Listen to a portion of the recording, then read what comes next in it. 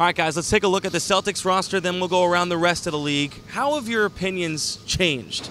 Give me one player, give me one idea. How have your opinions changed of the Celtics team so far? All right, start us off. All right, Terry Rozier. I mean, point blank. At the beginning of the season, I love Terry. I've always been a Terry Rozier fan, but his consistency has just, surprised the hell out of me so far, especially in the playoffs. The beginning of this year, he was someone who needed to have the ball for a short amount of time. He was effective in that time, but when he would have the ball, he'd start killing ants, start dribbling around longer possessions, and he was not nearly as effective. Now, his consistency is through the roof. He's improved, tremendously in that category. He can lead the team in transition. He's great in the half-court offense, and he's even improved a little bit on the defensive end, which I never thought I would see. So if you're focusing on the Celtics, Terry Rozier and his consistency, no question, has surprised me. I mean, that's such a good answer. And I mean, for me, it's just the fact that he's just starting point guard. He's proven he's a starting point guard in the NBA. I never thought I'd be saying that. The Celtics have right Irving, now, so they've got a little bit of a point guard issue here. But that's what stuck out to me. I mean, he's just this knack for the big shot. Yeah. For me, it's Al Horford. My opinion has changed in the sense. My opinion has changed in the sense that, I mean, the production is I've never been surprised about the production, but the fact that this is now his team. When he came on the Celtics last year, it was Isaiah Thomas's team, right? And now this year going into the season, he was going to be the third guy. It was Kyrie's team, right? But, everyone's out of the picture. Al Horford's been the guy on both ends of the court. He's taken all these players sort of under his wing, and they're in the Eastern Conference Finals. And the other thing that's really stood out to me about him is his intensity in the playoffs has really, really stood out. And I've said it a few times on this show. He's reminding me of Garnett. He really is. Not saying the intensity is at that level. It's that aggressiveness. Exactly, that aggressiveness, that leadership. And he's doing it with a less talented roster than Garnett had to do it with when he first came, his first couple years on the team. He's really is like the, the dad of the team, you know what I mean? But he's got all that dad strength. He's just dominating Major right now. Dad strength. Yeah. So that's my opinion has really changed. He is that guy. People were wondering if he is that guy. I'm not wondering that anymore. Yeah, mine's Jayson Tatum. I mean, this kid is absolutely spectacular. 6 straight games with 20-plus points. First player to do that since Paul Pierce in 2009 for the Boston Celtics. Yeah. Pierce is loving it, dude. Pierce is loving it. He is a savage because they're so comparable. And there was talk tonight amongst media members, I won't mention names except our own CLNS media correspondent, Mike Petralia, Trags, brought up the question.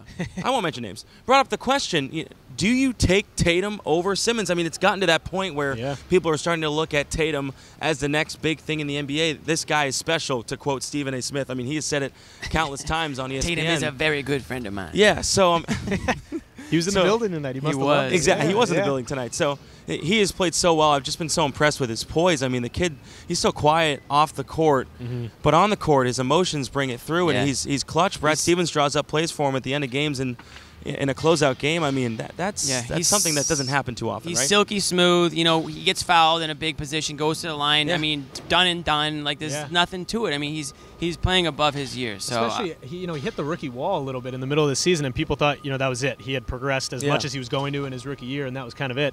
And then 3/4 of the way through the year, suddenly he got like a second wind, and in the playoffs he's just been killing it. So I didn't think we'd be saying this either about Jayson Tatum. It's pretty great. Let's go around the league now. Any surprising things? Any things that have changed your opinion? Yeah, I've got a few. Tell me. I've got one. Pour your heart out, Jimmy. One, it's not really like my opinion's changed, but I was just so super impressed with Donovan Mitchell. Okay. On the Jazz. Where are you? I didn't mean to take yours. Yeah, what the hell? But sorry.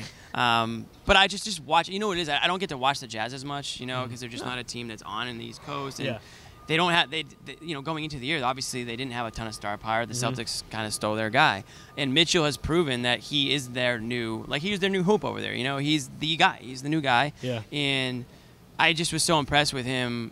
Just the way he gets to the hoop, his creativity, his shot, his personality. Yeah. He's exactly what the NBA loves and needs and wants, and he's going to be a superstar for years. Yeah, and I think to go even a step further with the Jazz, their supporting cast around Mitchell has impressed incredibly towards this, ever since the All-Star break, really.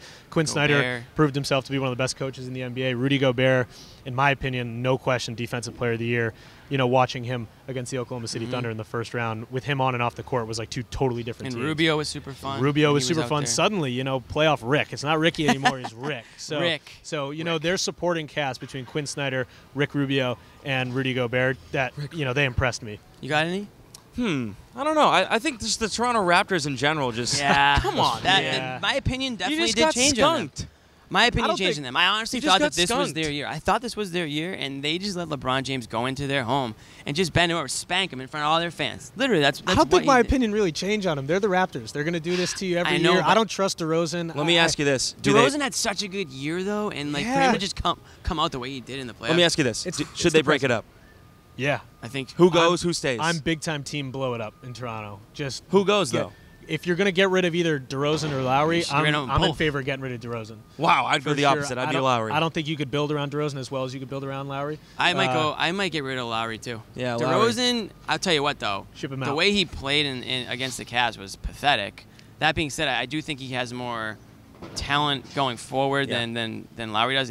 I think Lowry's got more injury history. He does. But the Raptors in general, it's like, I'm sorry, but like you're done. Like this was it for you. But do not fire Dwayne Casey. Yeah, that's my. Well, they got to make some sort of change, and a lot of that starts with the coaches. Right. And as crazy as that is, because as crazy as it is to say maybe they should get rid of Dwayne Casey, they have to make some sort of change. It's the coach that goes first. If they're not going to do the coach goes first. You got to start at the top, and especially if you're not getting rid of any players. Something has to change because otherwise you're just going to have the same story next year. And that's the thing, though. How many years have Lowry and DeRozan tried this thing? I mean, a good amount. Too many. A good amount. Way too many. Yeah. LeBron's the kryptonite. I mean, they got. You know what they should do? They should wait. To see where LeBron goes. If he goes out west, bring the band back together. Bring the band back together. That's a good call. Yeah. Agreed. Wow. All right, so we'll see what happens with the Raptors in the future.